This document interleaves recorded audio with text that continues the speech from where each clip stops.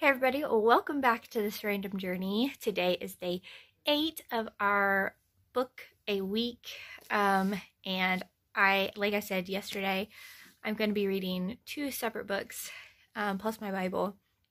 I've already read 5 chapters in my Bible today, reading in, I can't remember which book I'm in, 2 Samuel, I believe. But anyways, I'm reading in that, and it was about, the story I read today was about, what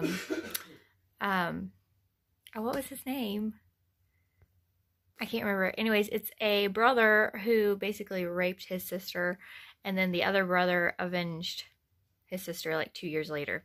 That's what the story is about in my Bible today. And then I'm going to be reading The Positive Dog, which is about finding positivity, the power of positivity. I don't know, but I'm excited to read it. My son read it and said it's really good, so I'm excited about that. It's my smaller book, and then I also have my bigger book, which is Hello Fears by Michelle Poller. This one is the one that kind of inspired me doing a book a week challenge this month, and after I get done with it, I'm hoping to do a challenge based off of this book. And so I'm going to take you along as I read both of these books and just tell you, what I think of them as I read them. The Positive Dog book, I figure will take me just a few days, hopefully, but it will get me a book a week. The other one's a little thicker. I wasn't sure if I could get it done in a week's time, so I'll probably count it as my 3rd week's book. So I'll give myself 2 weeks to read it as I'm reading the other book and my Bible. So that's what we're going to be doing. Today I haven't read in either one of these today. I'm going to sit down and read in both of these books, and then I will give you a little bit of feedback on what I read for today. Well guys, I have read a few chapters since I last was on here. I read from my Hello Fears book and also The Positive Dog. First, I'm going to start with Positive Dog because that's the book that I read first today. I just read a couple chapters in that book, and I like that it talked about being positive and what that can do for us. And then it also looked at negative side effects of if you're being negative all the time, what that's going to do to us. It can affect us emotionally, with our health and all kinds of different ways. And then it went into some practical things on how to be a more positive person without really trying too hard.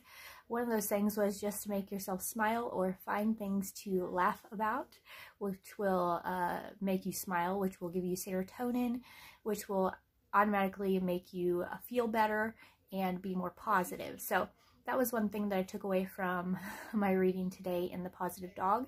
The Positive Dog is from the perspective of a dog. So you have these 2 dogs, and one is a very negative dog.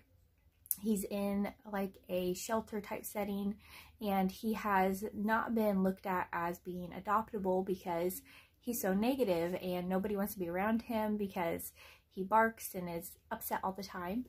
And then this other dog is in the shelter as well, and when they're in their little playtime outside, this other dog comes up to the negative dog and begins to teach him about positivity. So it's from the perspective of these dogs, and it really is cute. It's kind of out of the box, but it's really cute, easy to read. And the author said in the beginning that the reason he made this book was because he wanted it to be relatable to all ages, kids and adults alike, and I believe that he is achieving that so far in that book. And then the second book I've been reading out of is Hello Fears, and I read the first chapter in that book, and it's just the lady who has written this book is being very open and honest about herself, and I love that about people whenever they are willing to be open and honest about, things they've struggled with or that kind of stuff.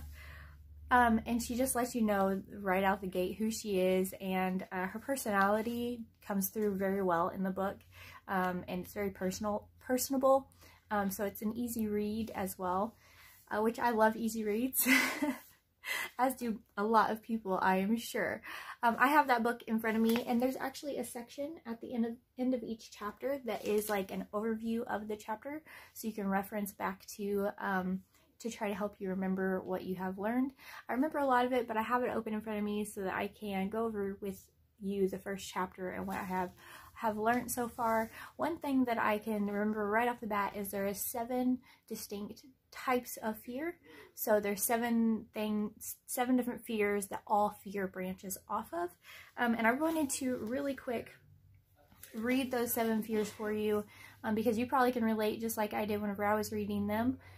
So the first one is embarrassment, pain, disgust, danger, rejection, no control, or loneliness. So those are the 7 things that she said that most core fears or fears will come from those core fears.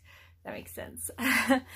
So anyway, she asked us to list those fears in order from our least, or from our greatest to our least, and how we look at them ourselves, because she said fears are unique to different people. Things that I fear and deal with may not make someone else fear as much. So the fear of pain for me, I do fear pain, but I would fear death more than I would pain. Then there's like disgust. That would be like she said one of her challenges was that she ate 3 oysters, and that was disgusting to her, and she put that in the disgust section. And I can't say that I have too many things that I wouldn't maybe try at least once. There are a few things that would disgust me, and there are other types of things that's not food related that do disgust me and that I avoid. So it could just be that my disgust is in a different area than food. So I'm very interested to delve into myself and look at each of those categories and see which one really is my deepest area. And I think one of the top things that I said was fear. It will probably, or fear, death will probably be way up there, just because I tend not to do things for fear that I would get hurt and die. It's not more or less that I would get hurt, but more that I would get hurt and die. And then another thing that really stuck out to me was embarrassment. I have the fear of being embarrassed. So I don't do things for fear that I'm going to, let's say for instance, like walking across a stage. A lot of times I don't want to be that person that has to go up on a platform or a stage or in a large crowd, because I'm afraid I'm going to be embarrassed in some way or draw attention to myself. So I am very excited about delving into what that looks like. Another thing that she mentioned in this chapter was how we store memories, and she actually had a YouTube video on her YouTube channel, which is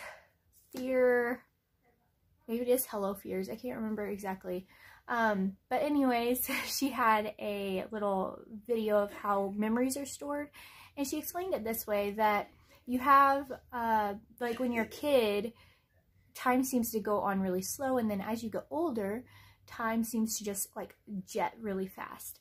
And she likened that to boxes, and she said what happens is when we're young, we're always doing something new and something different, and so that creates a new box. Every time we do something new and different in a day, it creates a new box, and so those boxes become memories, and it makes time seem like it's going by slower, and then or our time is longer. And then whenever we get older, we can still have those boxes, like a graduation day or marriage or a life event that's really big, like a big vacation. We have those, but they're a lot less common. They're further apart usually. And she said that the main box we have is like our everyday things we do, like brushing our teeth, or every day you get in your car at this time and you go to work, and you do the same things over and over and over a day, and over and over and over again in a day, and over a week you're doing that repetitively. And she said all those memories, the things you do repetitively every day, get stored in the same box. because you can't really, unless something significant happens on the way to work, like you see an accident or something significant happens, you're not going to remember that drive to work, because it gets stored in the same box with all the other drives to work and all the other meetings that you're at and all the other times you brushed your teeth in front of the mirror. It's not something that you have to make a new box for. And she said whenever we do that and we're in that cycle, our life will seem shorter and like the days are going by super fast because we don't have any memories to, or things that are making it slow down, if that makes any sense. She did a really good job in this book making you understand what she meant. So anyways, it talked about redefining fear. It also talked about comfort zones and getting out of our comfort zone, and living our life to its fullest, and living life without fear, and how we really need to live. You know, we need to get out of our comfort zone and live our lives. And I can see where me personally, I have not lived like I should. I haven't tried new things sometimes, or I don't go out of my comfort zone a lot of times. My husband will ask me, do you want to go do this? And I'll say, no, because I just hold myself back, I guess. So I'm going to be working on that, and I'm going to be working on these 7 core fears. If you guys want to follow along as I go through these chapters and work on these things too, and work on your 7 core fears, and then tomorrow I'm going to be reading chapter 2 in this book, and I will bring you whatever she has for us in that chapter, and we can kind of work through the book together. If you want to get the book and read it yourself and work on what she has for you throughout the book too, that would be awesome. It's Hello Fears by Michelle Poehler. Really great book so far. Like I said, I'm only a chapter in and already gleaning some really good insight into fear and letting go of control, and actually living the life that I want to live and overcoming some of the things that are holding me back. Well guys, I hope you liked this video. If you did, don't forget to give me a thumbs up. Make sure to subscribe for future videos. We do daily vlogs. Right now we're doing a book a week challenge. That's just where I am reading 1 book a week. Right now I am in the process of reading A Positive Dog for this week, and then Hello Fears I'm actually reading for the next week because it's a little bit chunkier and I want to take my time and really delve into all the things that she's asking us to kind of write down and do. So be following along with this and The Positive Dog, and then I'm also reading in my Bible 5 chapters every day, and I will tell you whatever I read in there as well. Again, if you liked it, don't forget to subscribe. I will see you again tomorrow.